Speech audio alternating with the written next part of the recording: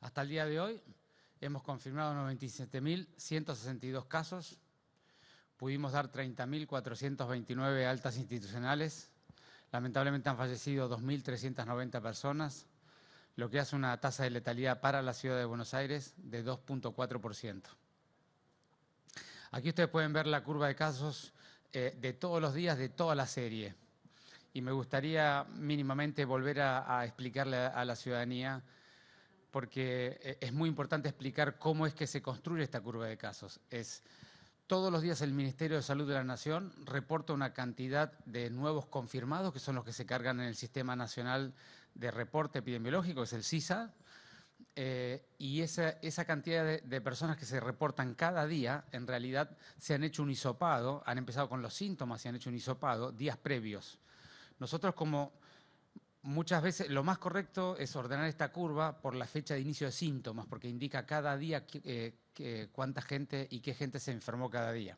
Como la fecha de inicio de síntomas en esta enfermedad muchas veces no se puede determinar, porque tenemos una proporción entre 20 y 30% de hisopados o de test de saliva a personas asintomáticas, desde el primer día decidimos hacerlo de una manera bien reproducible, que es el día de la toma del hisopado. Entonces, todos los datos de la Ciudad de Buenos Aires que ustedes pueden ver que nosotros reportamos están ordenados en los días, para cada día y para cada semana, en los días que se toma el hisopado o se toma la muestra de saliva para la PCR.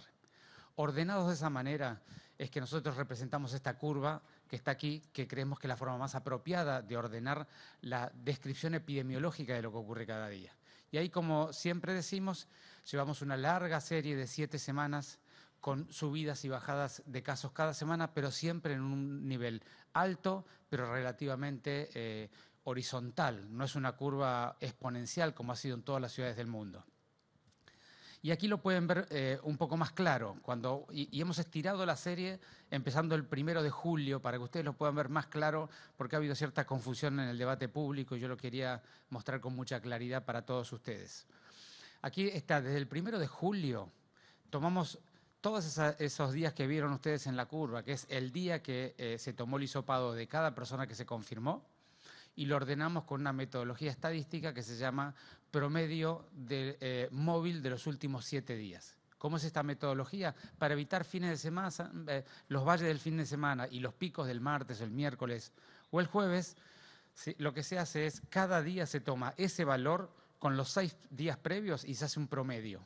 Así se hace un seguimiento un poquito más estable y no con tantos saltos de fin de semana y de centro de la semana. Cuando uno ordena la curva de los casos en la Ciudad de Buenos Aires, con el promedio móvil de los últimos 7 días, lo que puede construir es esta curva que está aquí, que como ustedes podrán ver representa lo que nosotros venimos comentándoles y explicándoles desde hace mucho tiempo. A partir del 15 de julio, y considerando por supuesto siempre que los últimos 3 días son una proyección y pueden estar inestables porque siempre vienen hisopados más tardíamente y nosotros estimamos esa posibilidad, así que eso puede sufrir alguna modificación en los próximos días, pero a partir del 15 de julio ustedes pueden ver cómo alcanzamos un nivel de media móvil de los últimos 7 días que pasó los 1.000 casos por día de promedio. Y de ese día de 1.000 casos por día de promedio hasta el día de hoy, hemos tenido subidas y bajadas en una anchísima meseta alta de casos. Entre 1.000 y 1.300 casos nos hemos movido siempre. El momento que tuvimos más casos es justamente la primera semana de agosto, como yo ya conté la vez pasada.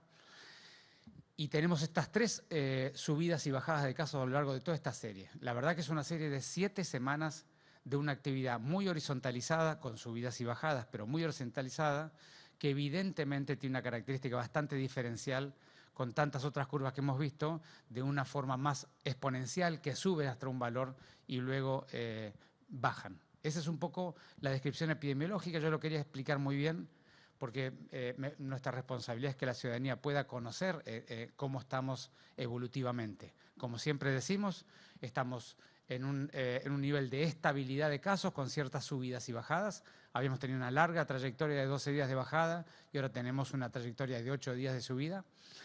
Esa es nuestra realidad y entonces decíamos, un nivel estabilizado de casos con subidas y bajadas en un valor importante, alto, que tenemos que seguir insistiendo y trabajando. Desde el gobierno, intensificando la búsqueda, la identificación, el testeo y el aislamiento de los enfermos, cosa que hacemos cada día, y luego seguramente Gabriel Batistera lo va a explicar más en detalle cómo estamos hoy, pero permanentemente aumentando los testeos a las personas asintomáticas. Nosotros estamos haciendo cerca de 20% de las muestras por día son a convivientes asintomáticos para poder ampliar y poder cortar más rápidamente la cadena de transmisión. Y por supuesto siempre siguiendo en la insistencia, en la colaboración, en la construcción de todos nosotros de ciudadanía.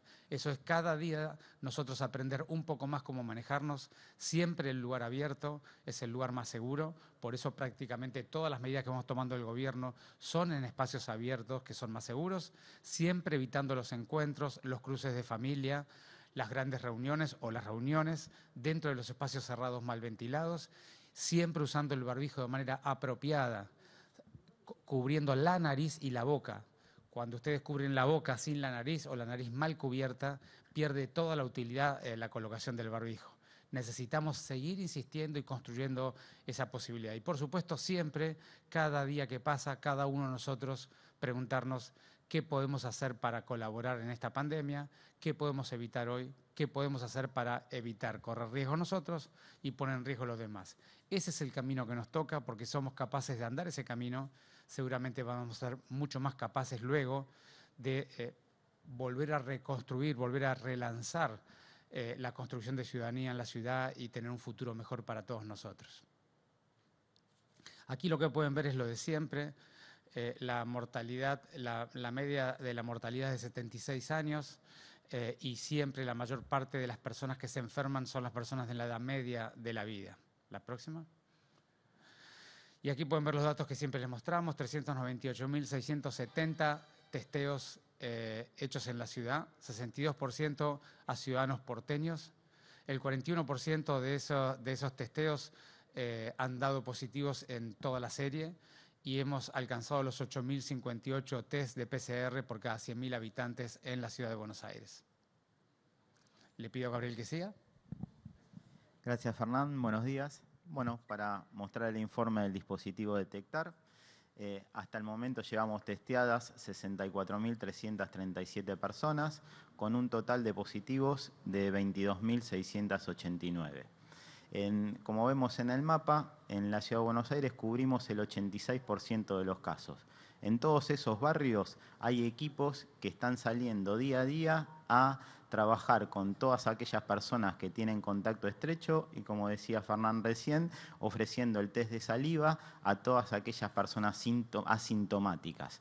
Y a los sintomáticos los seguimos hisopando. Esto hace una estrategia efectiva y activa de todo el testeo en la Ciudad de Buenos Aires. Tenemos cubiertos 38 barrios, que son los que mayor casos han tenido, quedando solamente algunos barrios donde la densidad poblacional es baja y no hay casos acumulados en forma importante.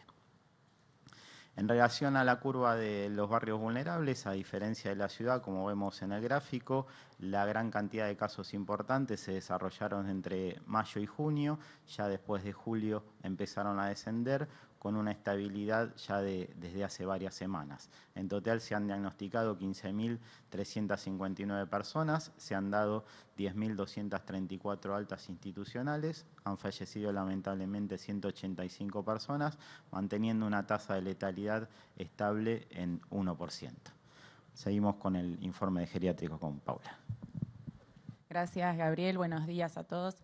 En relación al informe de la situación de los geriátricos de la Ciudad de Buenos Aires, llevamos realizados 11.793 hisopados a población mayoritariamente asintomática, ya que estas personas son convivientes o trabajadores de las instituciones donde se ha presentado algún caso positivo. Casos confirmados en estas instituciones son 4.052 al día de hoy, de los cuales podemos decir que han tenido alta institucional 2.450 y lamentablemente han fallecido 517 personas.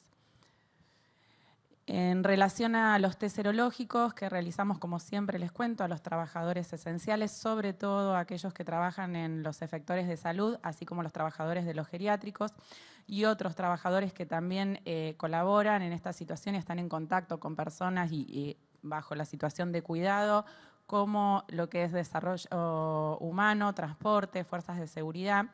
Se han realizado 434.164 test, de los cuales 17.737 fueron positivos.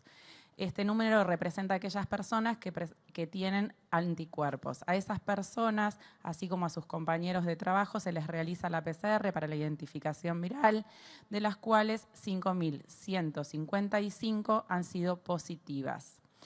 Esto nos da una tasa de test serológicos realizados sobre 100.000 habitantes de 14.472.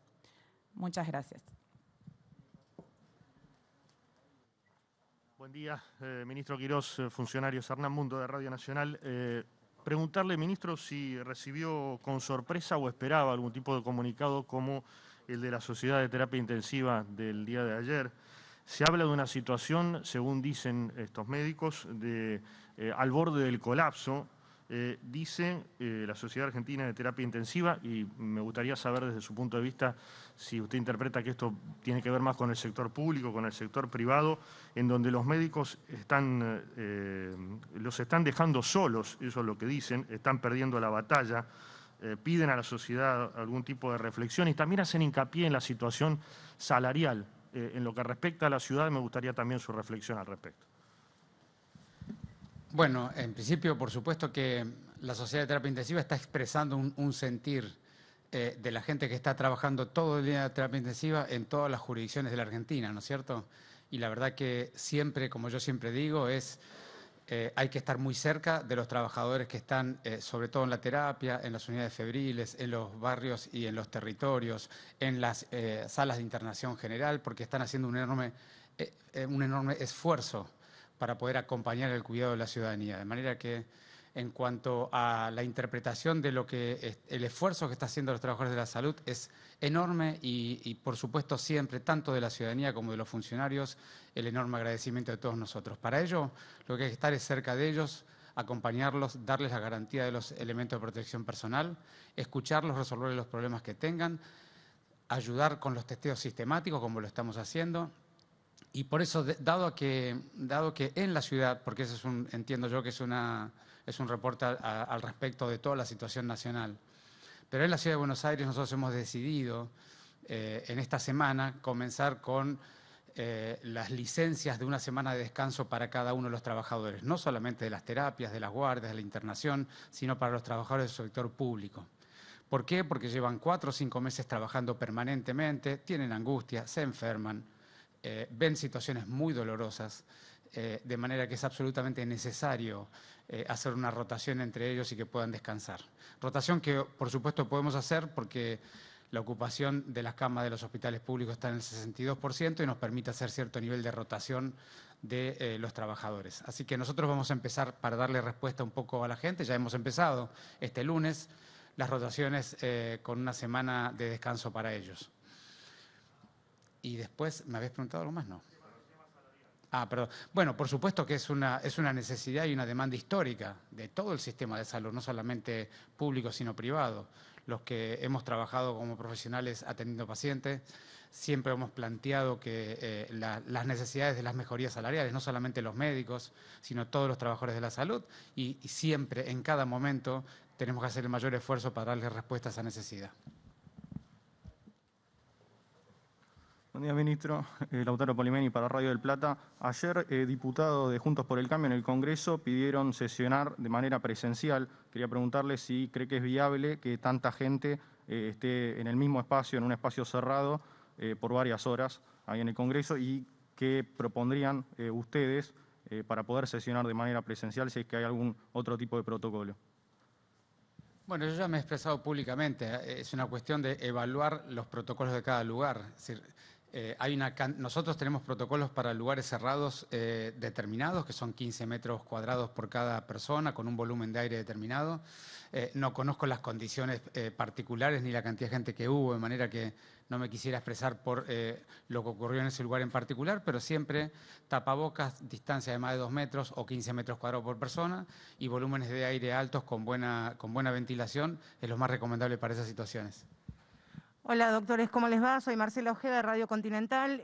Ministro Quirós, más allá de lo espectacular, el show que ha tenido en las últimas horas e incluso la manera en el tratamiento mediático que ha tenido el diagnóstico de una persona con cierta repercusión pública, esto de alguna manera, supongo yo, y esto lo transformo en pregunta, ha generado por lo menos ciertas inquietudes o preguntas entre muchos porteños que se habrán hisopado, habrán sido parte del programa Detectar ante de la manera en que se cargan los diagnósticos al sistema SISA, si esto se debió, más allá de puntualizar en esta persona, si existe una falla humana que seguramente puede suceder y qué fue lo que pasó, qué se le dice a toda la gente que ha transitado la enfermedad, que se está por hisopar o que posiblemente se enferme en los próximos días. Eso por un lado, ministro, y por otro lado, y esto le pregunto en su calidad de médico, familia de médicos también, ¿qué es lo que cree usted que nos está pasando a nosotros como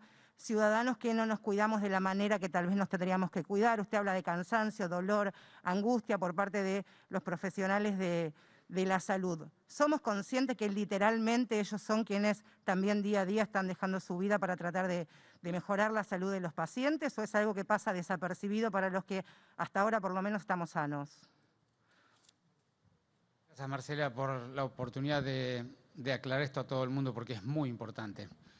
Digamos, para explicar un poco a la gente, todo el proceso de cuidado clínico de los hospitales, sanatorios, clínicas privadas y públicas, todo el proceso de cuidado clínico se hace sobre la base del proceso clínico con los reportes de los laboratorios en nivel clínico. ¿Qué quiere decir eso? Que cuando alguien se hace una PCR, como cualquier otro estudio complementario, son los procedimientos locales que garantizan la seguridad de que cada persona reciba el estudio y el resultado que corresponde. De hecho, en este caso en particular es lo que ocurrió.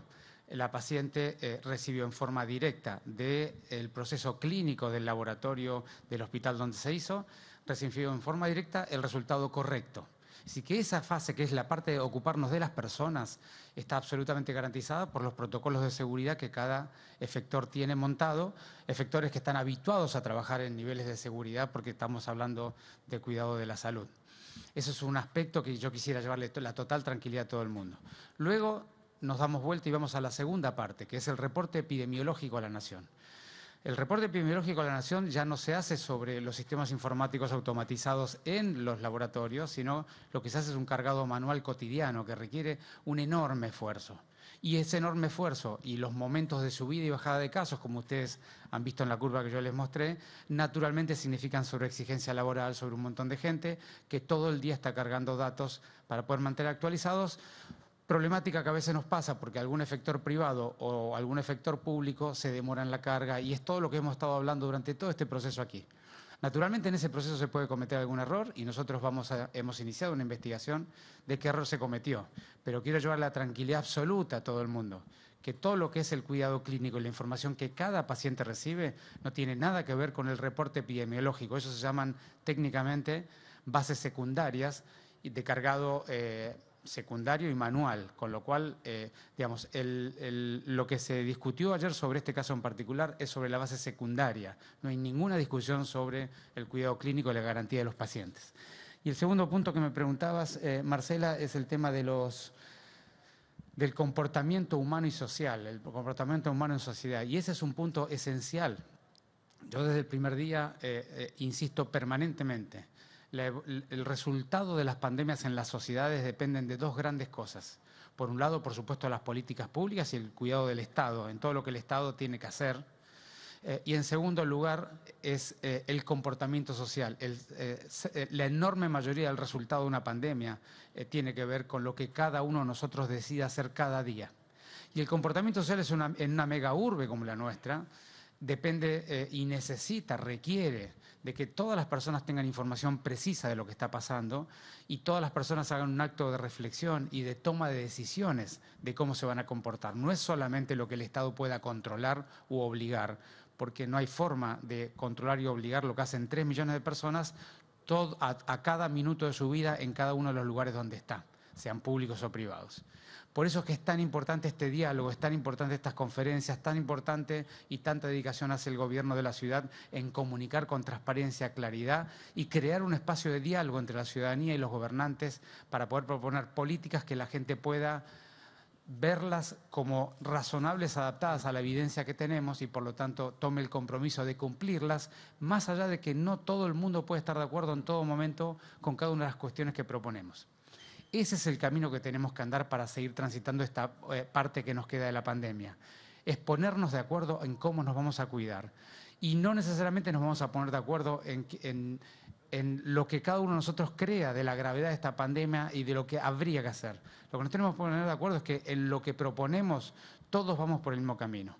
Y eso se logra generando espacios de confianza, de diálogo, de cooperación y sobre todo viendo los datos bien transparentemente y confiando en que lo que estamos proponiendo es el camino más adecuado.